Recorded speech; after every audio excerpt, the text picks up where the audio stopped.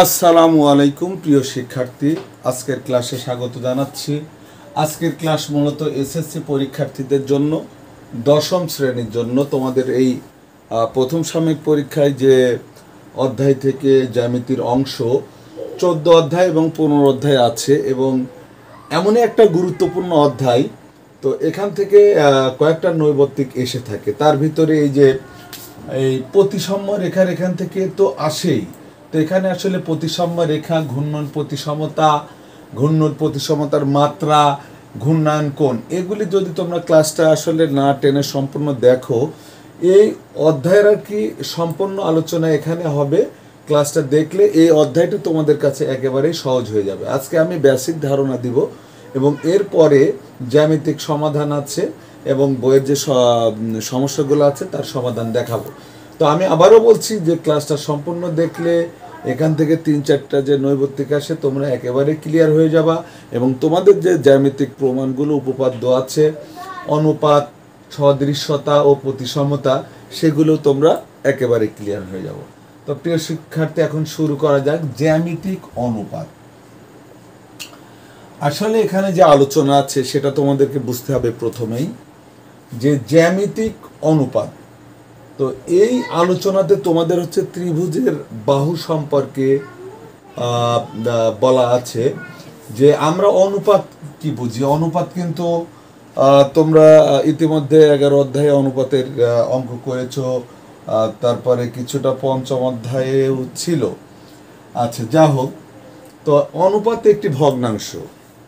তো কোনো বাহু যদি মনে করো একটা বাহু 4 আর একটা বাহু 3, তো এটা যদি মনে করো অতিভুজ হয়, এটা যদি ভূমি হয়, তো অতিভুজ বাই ভূমি কত? 4/3। অনুপাত কত? 4:3। এটাই কিন্তু অনুপাত। ঠিক আছে, তো এখান থেকে তোমাদের যে উপপাদ্য যে প্রমাণে যেগুলো লাগবে, সেখানে 2টা বিষয় দেওয়া আছে। আসলে সমকোণী ত্রিভুজ নিয়ে আলোচনাগুলি ম্যাক্সিমাম হয়ে থাকে সমকোণী ত্রিভুজ। তো আমি যে কথা না বললেই না, যে সমকোণী ত্রিভুজের আলোচনা যখন তোমরা এখানে 2টা প্রমাণ আছে, সেই 2টা প্রমাণের আলোকে অনুপাত সম্পর্ক, অনুপাত আসবে বাহুর।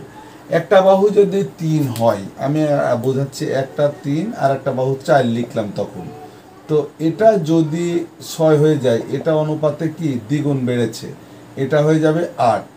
এটা হচ্ছে অনুপাত আর কি। ঠিক আছে, তো এখন আমি আসল কথায় যাই, যে তোমাদের যে প্রমাণ আছে প্রথমেই বলা আছে যে একটা সমকোণী ত্রিভুজ, আচ্ছা, যে সমকোণী ত্রিভুজের আমরা তোমরা হচ্ছে ছোটবেলা থেকেই পড়েছো হাফ BH, অর্থাৎ ভূমি গুণন উচ্চতা। যে কোনো ত্রিভুজের ক্ষেত্রফলে হাফ ভূমি গুণন উচ্চতা। তো সেই ক্ষেত্রে এখানে তোমাদেরকে বুঝতে হবে যে এই যে হাফ BH, এটা হচ্ছে একটা সমকোণী ত্রিভুজ। সমকোণী বলতেছি কি, একটা কোণ 90 ডিগ্রি, অথবা এই ক্ষেত্রে একটা যেহেতু ভূমির সাথে উঠে যায়, তাই হাফ BH এখানেই ইফেক্টিভ। আচ্ছা, এখন যদি কোনো ত্রিভুজ এমন থাকে, এটা হয়তো বিষমবাহু হলো, যেটা 6, এটা 5, এটা 7, সেই ক্ষেত্রে যদি এই ভূমি দেওয়া থাকে, তখনও কিন্তু হাফ BH দ্বারা তোমরা ক্ষেত্রফল নির্ণয় করতে পারবা। কিন্তু বাহু দেওয়া থাকলে আমাদের এর একটা মানে এখানে বিষমবাহু ত্রিভুজের ক্ষেত্রফলের সূত্র প্রমাণ করা আছে। এখানে 2টা সমকোণী ত্রিভুজ হয়েছে এইভাবে। সেই আলোচনা আমি অনেক আগেই একটা ক্লাসে করেছিলাম 16.1-এর অঙ্ক বুঝাইতে গিয়ে। ঠিক আছে, পরিমাপ, পরিমিতি। তো এখন অনুপাতে আসা যাক। আসলে এখানে যে প্রমাণগুলো হবে, এখানে মেন বিষয়টা তোমাদের বুঝতে হবে, যদি কোনো ত্রিভুজের দেখা যাচ্ছে এই যে ভূমি প্রত্যেকটারই 4, আরও একটা ত্রিভুজ নিলাম, সেটারও ভূমি 4, আর উচ্চতা এটা 3, এটা 5। তো আসলে মানে প্রমাণটা এ হবে যে কোনো ত্রিভুজের ভূমি সমান হলে এর ক্ষেত্রফলটা হবে, ভিতরের জায়গাটা হবে এই উচ্চতার সমানুপাতিক। দেখো এই দুইটা ত্রিভুজের ক্ষেত্রফল এবং উচ্চতার অনুপাত একই হবে, যেহেতু ভূমি সমান। তার একটা প্রমাণ দেখো, এর একটা ক্ষেত্রফল আমি বের করে দেখাচ্ছি।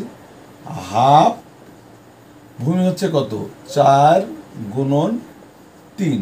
আমরা যদি কাটাকাটি করি 2 3 দুকানে 6 সেন্টিমিটার মনে করো ক্ষেত্রফল, অর্থাৎ আর উচ্চতা কত, উচ্চতা হচ্ছে 3, অর্থাৎ 3/6 হলো, মানে উচ্চতা বাই ক্ষেত্রফল 3/6। আমরা যদি কাটাকাটি করি 1/2।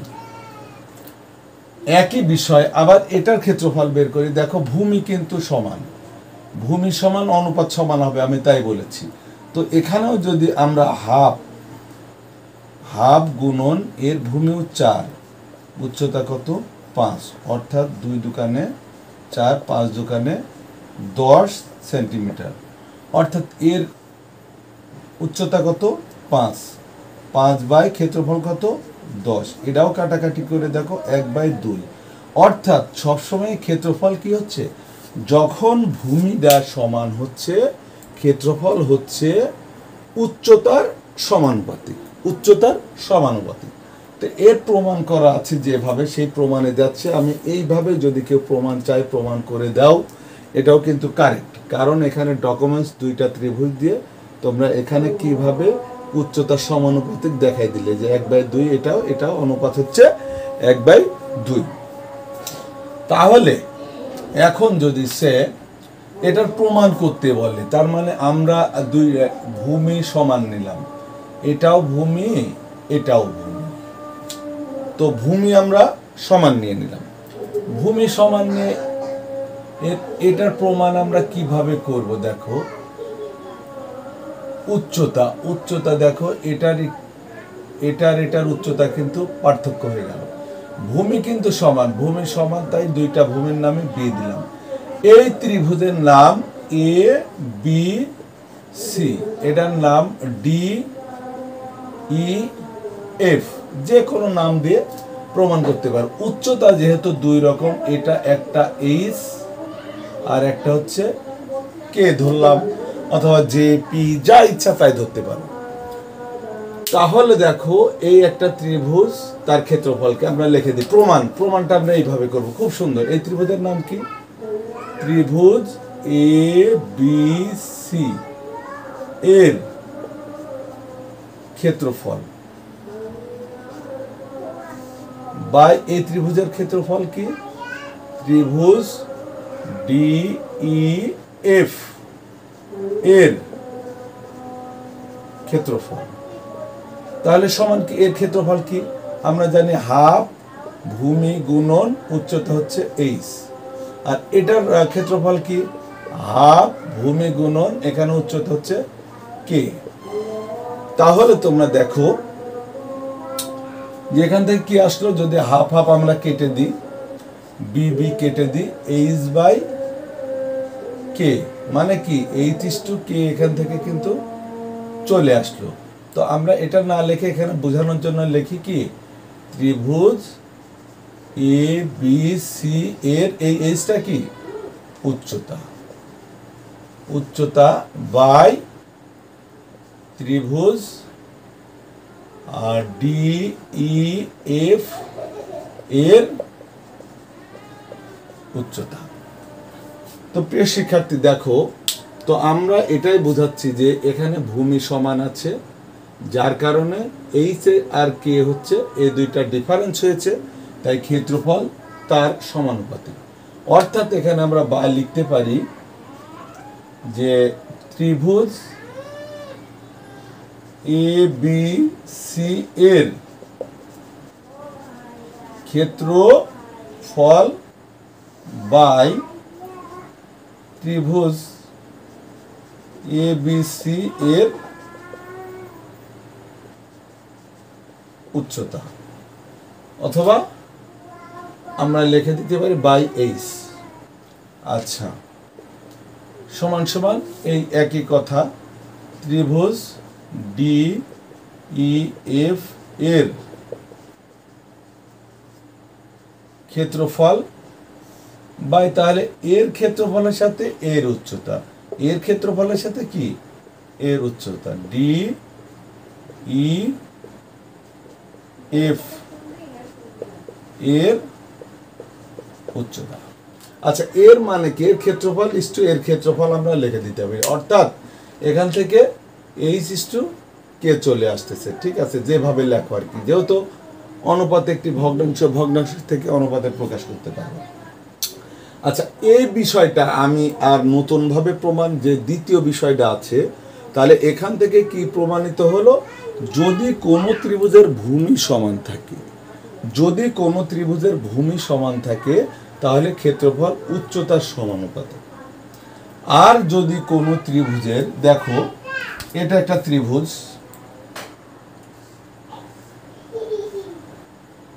এর উচ্চতা এইচ, আচ্ছা এটা একটা ত্রিভুজ, এর উচ্চতাও এইচ, কিন্তু ভূমি দেখো এটার চেয়ে এটা কত বড়, তাই এটাকে বি যদি দিই, এটাকে আমরা ডি দিয়ে দিলাম।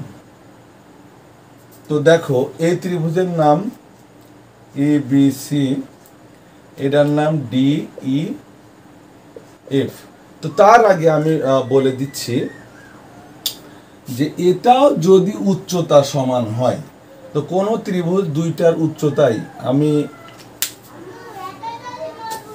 এখানে সেটা আগে এইভাবে বের করে দিই তোমাদের এই সূত্র দিয়ে, তারপরে ব্যাপকভাবে আলোচনায় যাওয়া যাবে। মনে করো এইটা একটা ত্রিভুজ, এর উচ্চতা 4 আর ভূমি কিন্তু 3। এটা আর একটা ত্রিভুজ, মনে করো এর উচ্চতাও 4, আচ্ছা এটা ভূমি 5 দিলাম, এটার ভূমি মনে করো 7 দিলাম, ভূমি হচ্ছে আলাদা কিন্তু দুইটার উচ্চতাই সমান। এর আগে আমরা প্রমাণ করলাম যদি ভূমি সমান হয় ক্ষেত্রফল হবে উচ্চতার সমানুপাতিক, এটা। আর এখন যদি উচ্চতা সমান হয় ক্ষেত্রফল হবে ভূমির সমানুপাতিক। কিভাবে? এই দুইটার আমরা ক্ষেত্রফল বের করি। দেখো এটা হাফ, বি হচ্ছে 5, এইচ হচ্ছে 4, তাহলে 2 কাটলাম, 5 দোকানে 10। আর এটাও দেখো হাফ, বি হচ্ছে 7, এইচ হচ্ছে 4, 2 দোকানে 4, 7 দোকানে 14। তাহলে দেখো ক্ষেত্রফল উচ্চতা যেহেতু সমান, আমরা ভূমি কত, এখানে হলো 5/10, এখানে কত হলো 5/10, আবার এখানে আমরা উচ্চতা, হ্যাঁ ঠিক আছে। আচ্ছা এখানে কত হয়ে গেল দেখো, এটাও যদি আমরা কাটাকুটি করি, এখানে কত 7/14, 7/14, তার মানে এর অনুপাতে কি হলো 1/2, এটা হলো 1/2। অর্থাৎ যখন উচ্চতাও সমান হবে, উচ্চতাও যখন সমান হবে তখন ক্ষেত্রফল হবে কি ভূমির সমানুপাতিক, ভূমির সমানুপাতিক। তো এই প্রমাণটা, এই যে প্রমাণ, এখানে তোমরা কি করবা, তোমরা যদি পেরে যাবে এখনই। দেখো এই ক্ষেত্রফল আমরা লিখছি এ বি সি ডি এর ক্ষেত্রফল, এখানে হাফ বি এইচ, এখানে কিন্তু হাফ বি এইচ এর জায়গায় কি হবে, আমি এই প্রমাণ এখানেই করে দিচ্ছি। দেখো ডি এইচ, আচ্ছা এটা যদি ডি এইচ হয়, কারণ ডি হচ্ছে ভূমি আর এটা বি এইচ, এটা কি হবে বি এইচ, আর ওইটা হচ্ছে কি ডিএইচ। এখন চেঞ্জ হলো কি ডি আর বি, এইচ এইচ কাটা গেল, অর্থাৎ এখানে আমরা কি লিখবো ডি, আর এখানে লিখবো কি বি। অর্থাৎ এই উচ্চতার জায়গায় কি চলে আসবে ভূমি, উচ্চতার জায়গায় কি চলে আসবে ভূমি, কারণ এখন ভূমি কিন্তু দুইটা দুই রকম। এই উচ্চতার জায়গায় কি চলে আসবে ভূমি। তাহলে তোমরা বিষয়টা লক্ষ্য করো যে একই জিনিস এখানে ভূমি লিখলাম, এই যে যত জায়গায় উচ্চতা আছে আমরা কি লিখে দেব ভূমি, এটাও কি হয়ে যাবে ভূমি। একই জিনিস, যে যখন আমরা দেখলাম যে ভূমি সমান ক্ষেত্রফল উচ্চতার সমানুপাতিক, তখন এই জায়গায় উচ্চতা ছিল, আর এখন বলা হচ্ছে উচ্চতা সমান ক্ষেত্রফল ভূমির সমানুপাত। অনুপাত 1:2 আসছে, এখানে অন্যটাও আসতে পারে। তাহলে আমরা কিন্তু এই দুইটা, এটা যার মাথায় ঢুকবে এটা আমি করে দেখালাম, কিন্তু সেম আগের নিয়মে এখানে উচ্চতার জায়গায় শুধু ভূমি আসছে। এই ছিল জ্যামিতিক অনুপাত, আর এটার আলোকেই এই দুইটা যারা বুঝবা তোমরা ওই জ্যামিতিক উপপাদ্য সব প্রমাণ তোমরা করতে পারবা। তো প্রিয় শিক্ষার্থী, এখন আমরা সদৃশ্যতা এই বিষয়টা নিয়ে আলাপ করব। তো তার আগে তোমাদেরকে বুঝতে হবে আসলে সদৃশ্যতা যে বলতেছি, তাই না, সদৃশ্যতাটা কি, সদৃশ কথাটার অর্থটা কি সেটা বুঝতে হবে। তা আসলে সদৃশ কথার অর্থ হচ্ছে একই রকম দেখতে, দেখতে কি একই রকম, সেটা হচ্ছে সদৃশ, দেখতে একই রকম, তাকে আমরা বলছি কি সদৃশ। তো প্রিয় শিক্ষার্থী, সদৃশ মানে বুঝে গিয়েছে। এখন বলা হচ্ছে যে মনে করো দেখতে একই রকম, সাইজে ছোট বড় হতে পারে, সেটাই কিন্তু সদৃশ্যতা।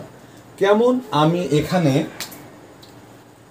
একটা সমকোণী ত্রিভুজ আঁকাচ্ছি, দেখো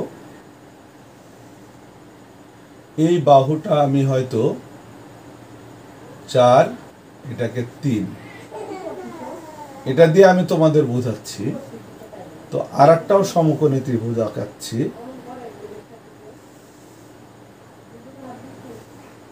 তো এটা 6, এটা 4.5। তো দেখো, তো আমাদের সদৃশ্যতার এখান থেকে কি বুঝলাম, এই ত্রিভুজটার এই কোণ 90 ডিগ্রি, এই কোণ 45 ডিগ্রি, মানে এখানে যেহেতু 4 দিচ্ছে এটা মাপতে হবে, যা এটা যা এই কোণও তাই হবে।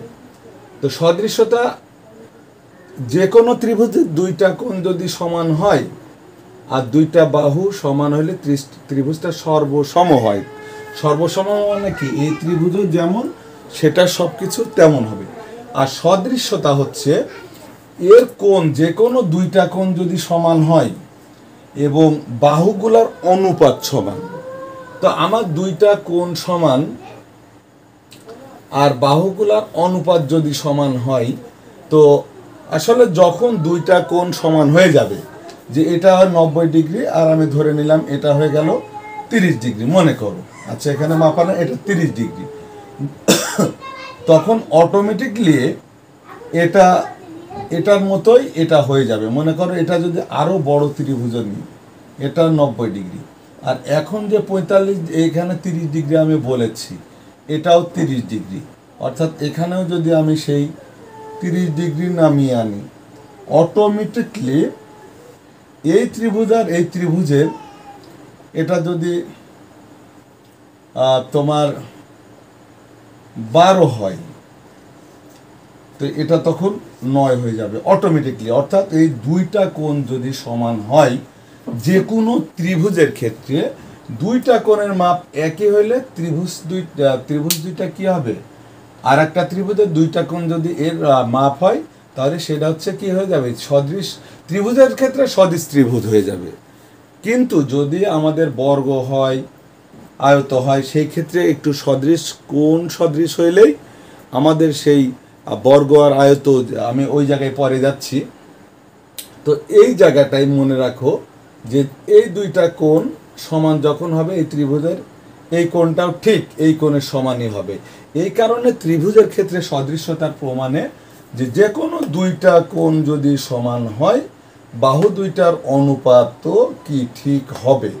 অর্থাৎ এই বাহু দেখো, এটা এই 6 আর এখানে দেখো 4, 4-এর সাথে যদি আমি আর 4-এর অর্ধেক দিই কত হয় 6, এখানে 3, 3-এর সাথে যদি আর 1.5 যোগ করি 4.5 হয়।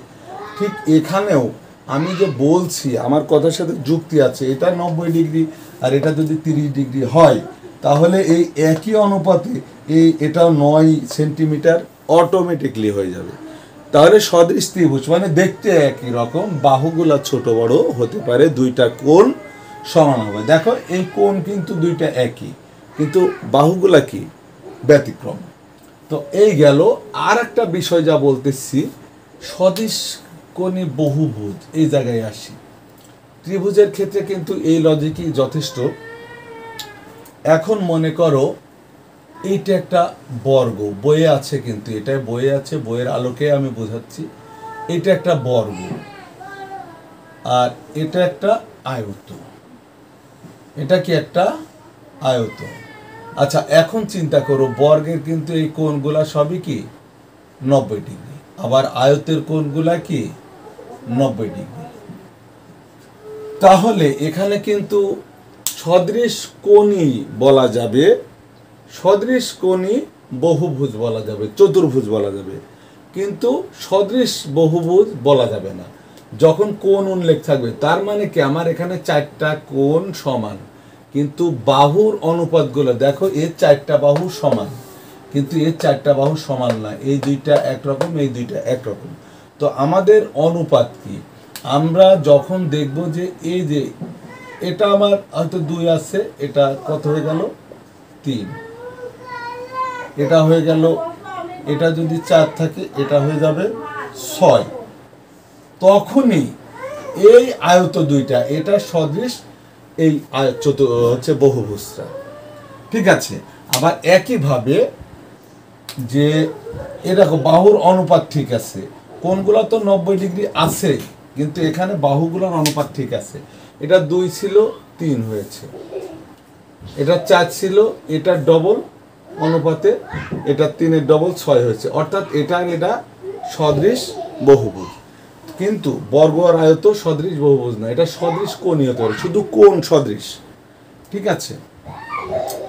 তো আমাদের কিন্তু সদৃশ্যতা বহুভুজ, এখন এখানে যদি পঞ্চভুজ দাও, তো পঞ্চভুজ যদি তোমরা দাও, তো আসলে যখন মেন কথা সদৃশ বললেই আমাদেরকে বুঝতে হবে যে বহুভুজের বা কোণগুলো প্রত্যেকটাই এক, মানে একটা তো হয় না, সদৃশ বললে একটা থাকে, তার সাথে আর একটা মিলাবো, মিলাইতে গেলে প্রত্যেকটা কোণ অবশ্যই মিলতে হবে, কোণগুলার মাপ ঠিকই হতে পারে হবে, কিন্তু বাহুগুলার অনুপাত ঠিক হবে। মানে আমি এখানে একটা পঞ্চভুজ আঁকছি হাত দিয়ে, মনে করো এখানে একটা তোমাদের দেখানোর জন্য পঞ্চভুজ আঁকলাম, আবার এখানেও একটা পঞ্চভুজ আঁকলাম। আচ্ছা, হয়ে গেছে। এই দুইটা কিন্তু সদৃশ হবে যখন এই কোণ যেহেতু সবার একই হতে হবে। কোণ কি? পঞ্চভুজ, সুষম পঞ্চভুজ, এটা মনে করো সুষম পঞ্চভুজ, কোণ যেহেতু মিল আছে, এটা সদৃশ হবে, বাহুর অনুপাত তখন কি ঠিক থাকবে। তার মানে এটা 2 ছিল, এগুলি হয়তো 3 করে হয়ে গেছে, প্রত্যেকটাই কি 3 করে হয়ে গেছে। তার মানে কি, এটার প্রত্যেকটা 2 ছিল, এটার প্রত্যেকটা 3। আবার যদি বিভিন্ন রকম পঞ্চভুজ আমি আঁকি এটা, তো আমার বাহুগুলার অনুপাত দেখতে হবে, আর একটা সেম আঁকলে এই কোণগুলার মিল থাকতে হবে, যে এর কোণগুলার সমান আর একটা কোণ মিল আছে এবং বাহুগুলার অনুপাতে মিলবে। এটা 2 আছে 4, আর এটা যদি 5 থাকে সেটা এটা হয়ে যাবে 10, আর এটা যদি 3 থাকে আর একটা হয়ে যাবে 6, এটা 4 থাকলে আর একটা হয়ে যাবে 8।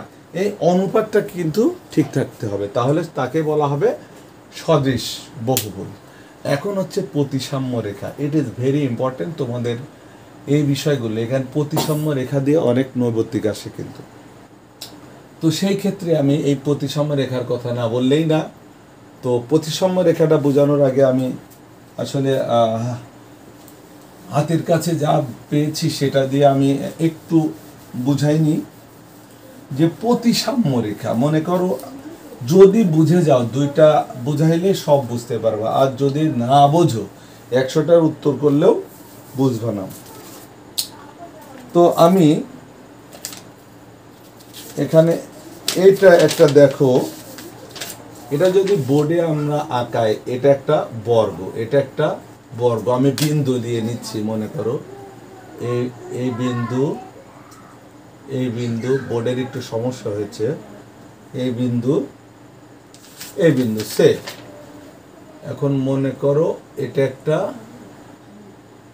বর্গ, আগে ভাষাটা বুঝতে হবে, এটা একটা বর্গ, এখানে 19-20 হতেই পারে, আমি এইভাবেই আঁকছি।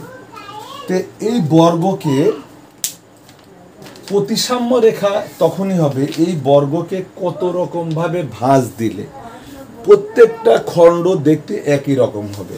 এখন বর্গ এই যে আমি ডায়াগোনাল কোনাকুনি ভাঁজ দিলাম, তো কোনাকুনি ভাঁজ দিলে দেখো যে এই ভাঁজের এই অংশ যেমন এখানে সব কিছু মিলতে হবে, কিন্তু সব কিছু মিলতে হবে। আমি যে এই ক্ষেত্রফলের সমান এই ক্ষেত্রফল এটা 19-20 হতে পারে তা না, এইটা যেমন দেখতে দেখো এটা যেমন দেখতে আমরা একভাবে ভাঁজ দিলে ঠিক হুবহুব এমন দেখতে আর একটা হলো, তার মানে কয়টা রেখা? একটা ভাঁজ দিলাম। আচ্ছা, এবার আমি এটা ঘুরাই যদি এইভাবে ভাঁজ দিই, দেখো তোমরা এইভাবে ভাঁজ দিই, তাহলে সেক্ষেত্রেও কিন্তু একেবারে সেম আকৃতির হয়ে যাচ্ছে, নিচের অংশের আকৃতিও যা উপরের অংশের আকৃতিও তাই। তাহলে কয়টা হলো? একটা ভাঁজ দিয়ে মিলল, পরে আর একটা দিলাম সেটা দিয়েও মিলল, দুইভাবে হলো। এখন আমি যেহেতু চারটা বাহু সমান, ঠিক মাঝখান দিয়ে এইভাবে ভাঁজ দিলাম। আমি আবারও বলছি, ভাঁজ দিলে এই ডান পাশ বাম পাশ প্রত্যেকটা বাহু মিলতে হবে। দেখা যাচ্ছে এই বাহু মিলল, এই পাশে মিলে নাই, সেটা কিন্তু সাম্য রেখা হবে না। তার মানে এইভাবেও মিলে গেল, তাহলে আর একটা পেলাম, তিনটা হলো। এইভাবে মিলছে, দেখো এই অর্ধেক হুবহুব যা দেখতে, এই অর্ধেকও হুবহুব তাই দেখতে। আচ্ছা, এখন আমি যদি এইভাবে ভাঁজ দিই তাহলে এটাও তাই, এই অর্ধেকও যা এই অর্ধেকও তাই। তাহলে এর প্রতিসাম্য রেখা। এখন যদি মনে করো এই মাছ দিয়ে দিয়েছি, এই মাছ দিয়ে যদি এমন দিই, তাহলে দেখো দুইটা ডিজাইনই দুই রকম, এটার এই জায়গায় বেশি, এটার এই জায়গায় বেশি, এইভাবে হবে না, সব মিলতে হবে। তাহলে এই বর্গের, তার মানে আমরা যে কোনো চিত্রকে ভাঁজ দিলে তার সম্পূর্ণ এইদিকে সব দিকে একদম মিলে যাইতে হবে। দেখা যাচ্ছে এই পাশটা মিলে গেছে, এই পাশের এদিকে ফাঁকা আছে, যেমন তার এর প্রতিসাম্য রেখা কয়টা পেলাম আমরা? চারটা। আচ্ছা, যেমন চিন্তা কর এটা বর্গ চার বাহুর সমান, এটা রম্বস। তাহলে রম্বস যখন দিচ্ছি, দেখো রম্বসের ক্ষেত্রে আমি বলেছি সব মিলতে হবে। রম্বসটা এখানে এঁকে নিই, তো আমি এই রম্বসটাকে এটা দেখাবো, তাই এই মাপে নিলাম, যে কোনো মাপ নিতে পারতাম। এই রম্বসটাকে যদি মাঝখান দিয়ে ভাগ দিই, এই অংশ ক্ষেত্রফল যা এই অংশের ক্ষেত্রফল তা, কিন্তু এটা প্রতিসাম্য রেখা না। কি জন্য? মাঝখান দিয়ে আমি যখন প্রতিসাম্য রেখা, এই একটা প্রতিসাম্য রেখা, কারণ এই অংশ আর এই অংশ মিলে যাচ্ছে। আবার যদি এমন ভাঁজ দিই, আমি দেখো এমন ভাঁজ দিই, সেটাও মিলে যাচ্ছে। অর্থাৎ এইভাবে যদি ভাঁজ দিই আমি, তো এইভাবেও এটা কি প্রতিসাম্য রেখা হলো, কারণ এই ভাঁজের সাথে এই ভাঁজও হুবহুব দুই খণ্ড সব জায়গায় মিলে যাচ্ছে। তাহলে এটা দুইটা পেলাম। কিন্তু বর্গতে যখন এমন ভাঁজ দিয়েছিলাম, দেখো তোমরা বুঝো কিন্তু বিষয়টা, এটা কিন্তু একটা ইম্পর্টেন্ট বিষয়। আমি এই দুই রেখা আর কি এই পাশে ভাঁজ দিলাম এইভাবে, তো এখানে কিন্তু এইভাবে দেখলে মনে হচ্ছে এইটুকু যা এইটুকু তা, কিন্তু আমি বলেছি ভাঁজ দিয়ে মিলবে। এই কোণা কিন্তু এই জায়গায় মেলে নাই, এই কোণা এই জায়গায় মেলে নাই, ক্ষেত্রফল সমান, কিন্তু এটা না মিলার কারণে এর আকৃতিটা এখানে এসে দেখো এই দিকে হয়ে গেল, এই দিকে হয়ে গেল, তাই এটা প্রতিসাম্য রেখা না। ঠিক এই লম্বালম্বি ভাঁজ দিলেও তোমরা বিষয়টা লক্ষ্য করতে পারবা, যদি আমরা লম্বালম্বি মিলাইতে যাই, লম্বালম্বি ভাঁজ দিয়েও যদি মিলাইতে যাই, একই ঘটনা ঘটবে। আমরা এইভাবে এই কোণা এখানে মিলাইতে পারছি না। অর্থাৎ প্রতিসাম্য রেখার মেন শর্ত হচ্ছে, দেখো একটা রম্বস ভাঁজ দিয়েছি, রম্বসের প্রতিসাম্য রেখা তাহলে কি ডায়াগোনাল এই দুইটা পেলাম, দুইটা। আর বর্গের কয়টা? বর্গকে ভাঁজ এভাবে দিলেও মিলে যাচ্ছে, কিন্তু রম্বসের ক্ষেত্রে তোমরা দেখো এখানে এইটুকু মিলে নাই, এখানে এইটুকু মিলে নাই। তাই প্রতিসাম্য রেখা যে আমরা ভাঁজ দিলে সম্পূর্ণ চারিদিক যেটা একই রকম দেখতে হবে, সেটা হচ্ছে প্রতিসাম্য রেখা। ঠিক একইভাবে এটা একটা সমবাহু ত্রিভুজ। এখন তোমরা দেখো এটা হাতেই রাখি, এই ত্রিভুজকে আমরা যদি এই মাঝখান থেকে, এই বাহুর মাঝখান থেকে ভাঁজ দিই, দেখতে কিন্তু একই রকম, দেখো এই এই এই অর্ধেকও যা এবং এই কোণা সব মিলে গেছে। তার মানে এখানে কয়টা, আমরা মনে করো সমবাহু ত্রিভুজ,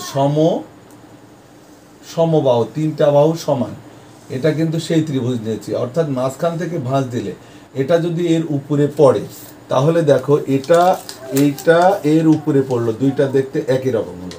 আবার এই ত্রিভুজকে ঘুরাই যদি নাও, কারণ তিনটা বাহু সমান, এই বাহু ঘুরাই নিলেও তুমি যদি মাঝখান দিয়ে ভাঁজ দাও, এই দুই অংশ এক অংশের উপর সব পড়ে যাচ্ছে, সব জায়গায় মিলে যাচ্ছে।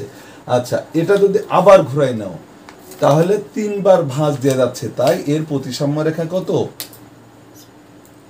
3। আমার মনে হয় তোমরা বুঝে গিয়েছো। আর একটা বৃত্ত দেখো এখানে ক্লিয়ার হবে। আমি এখান থেকে যদি ভাঁজ দিই, দেখো এই দুই অর্ধেক এর উপরে একদম হুবহু পড়ে যাবে। শুধু ওইটাই না, আবার এখান থেকে যদি ভাঁজ দিই, তাহলে এই অর্ধেকের উপর পড়ে একই রকম দেখতে হবে। আবার এখান থেকে যদি কেন্দ্রের উপর দিয়ে দিই, মানে অসংখ্যবার একে ভাঁজ করলে একই রকম দেখতে হবে, তাই এর প্রতিসাম্য রেখা হচ্ছে অসংখ্য। আমি এখন এটা একটা মনে করো বিষমবাহু ত্রিভুজ, তো এটাকে আমি যদি ভাঁজ দিই, দেখো এই মাঝখান থেকে ভাঁজ দিলাম, এই কোণাকুনি ওই শীর্ষবিন্দুর সাথে মিলাই দিচ্ছি, মিলাই দিলে দেখো এর কোনোটাই কি মিলতেছে না, হুবহু এদিকেও মেলে না।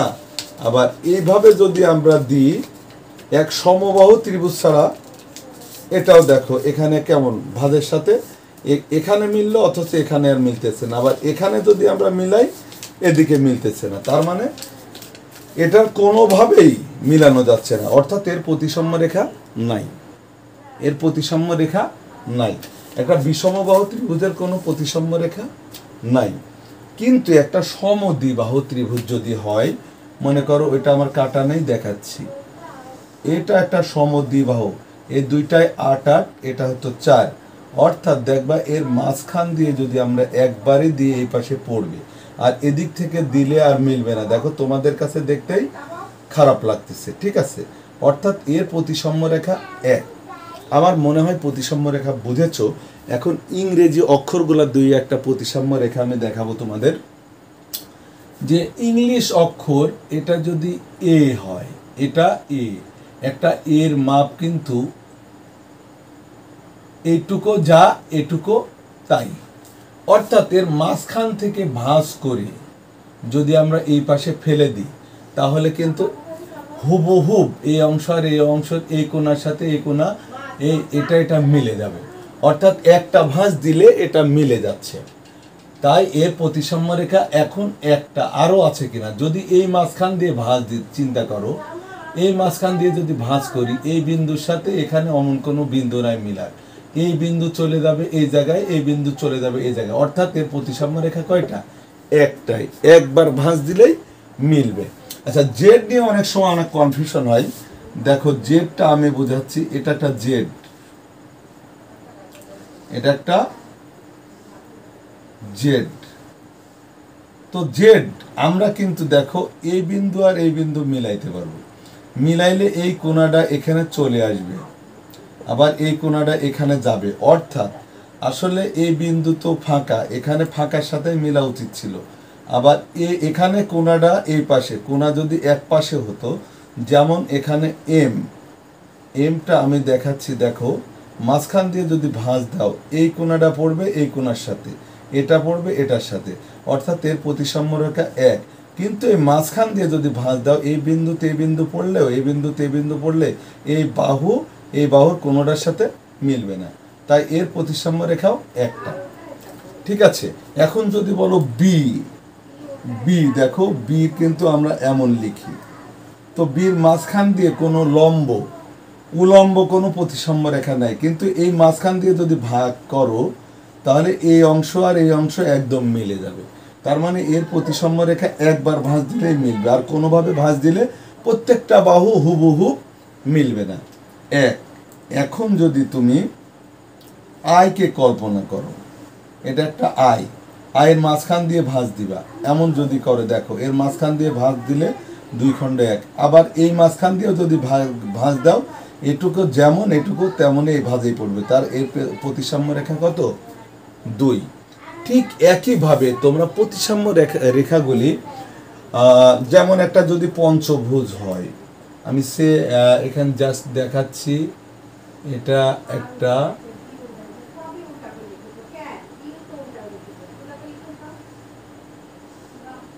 1 2 3 4 5, আচ্ছা তার মানে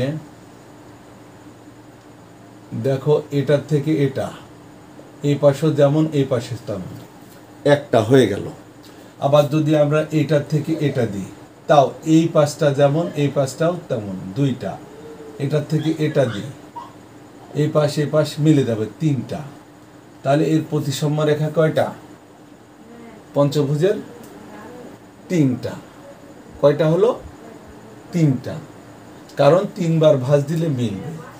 এগুলি হচ্ছে প্রতিসাম্য রেখা, ঠিক আছে। এখন যদি চতুর্ভুজ বললাম বিভিন্ন, যেমন আয়ত, একটা আয়ত দেখো, এই যে একটা আয়ত, এর প্রতিসাম্য রেখা কয়টা আসবে? এমন ভাঁজ দিলে সব মিলে যাবে, তার মানে একটা। আবার এমন ভাঁজ দিলেও সব,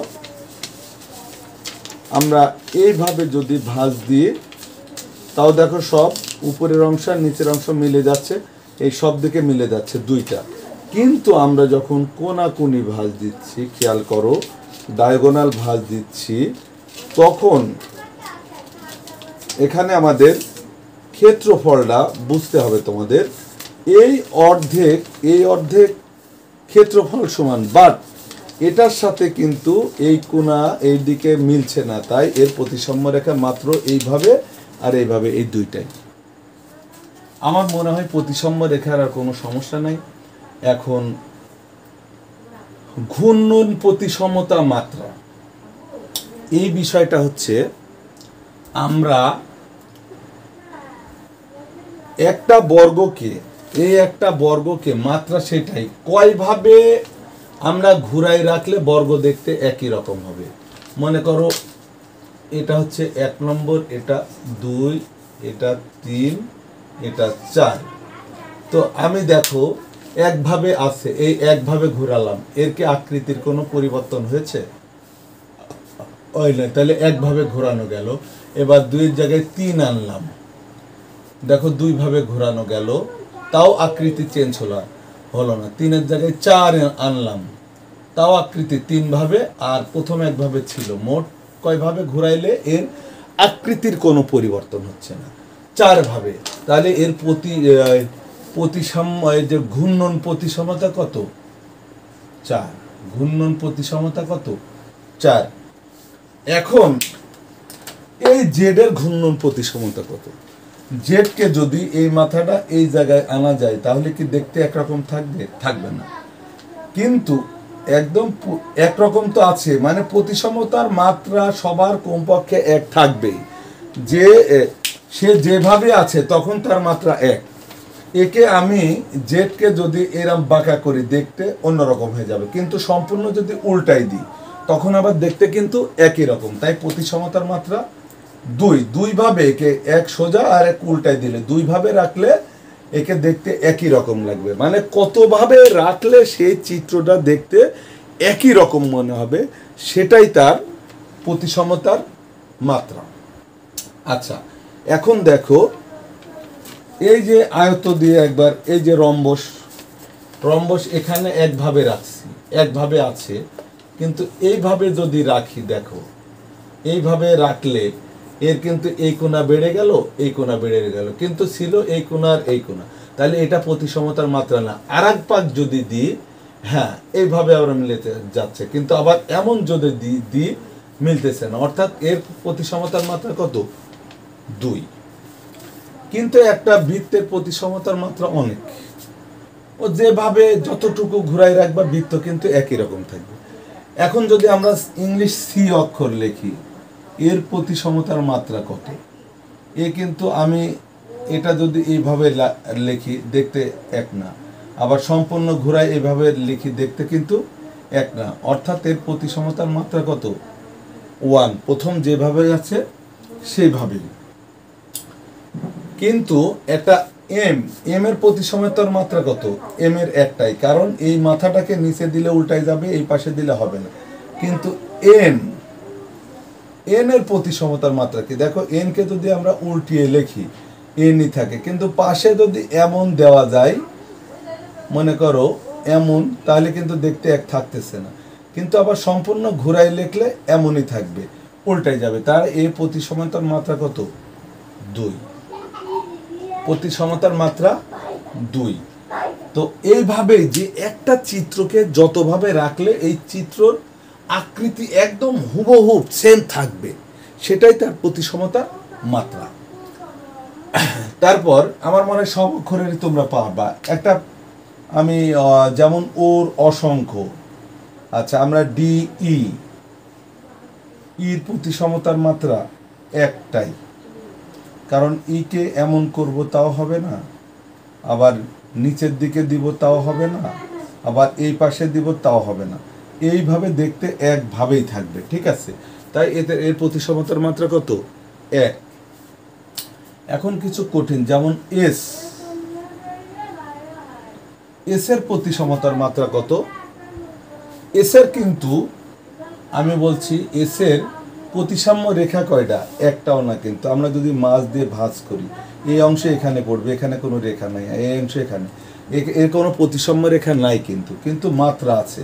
এটা যদি ঘুরিয়ে এই একভাবে আছে, আর উল্টায় লিখলে আরেকভাবে, তাই এর মাত্রা হচ্ছে 2। যেমন টি, টি একটা অক্ষর, এর প্রতিসমতার মাত্রা কত? প্রতিসাম্য রেখা কিন্তু একটাই, এই মাঝখান দিয়ে ভাঁজ হবে, কিন্তু প্রতিসমতার মাত্রাও 1। আচ্ছা, কারণ এই টিকে যেভাবেই দাও, এই একভাবে ছাড়া যেভাবেই লিখো, পি আর দেখতে অন্যরকম হবে না, ঠিক আছে? তো এইভাবে বিভিন্ন অক্ষর আসে কিন্তু, ঠিক আছে?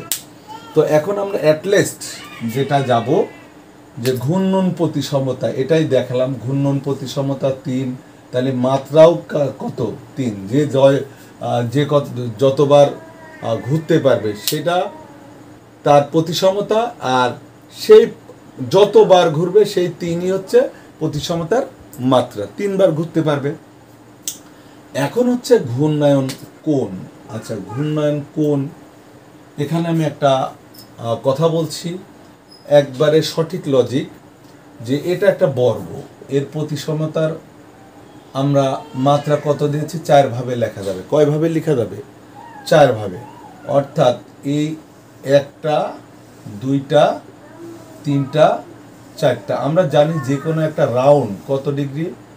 360 ডিগ্রি।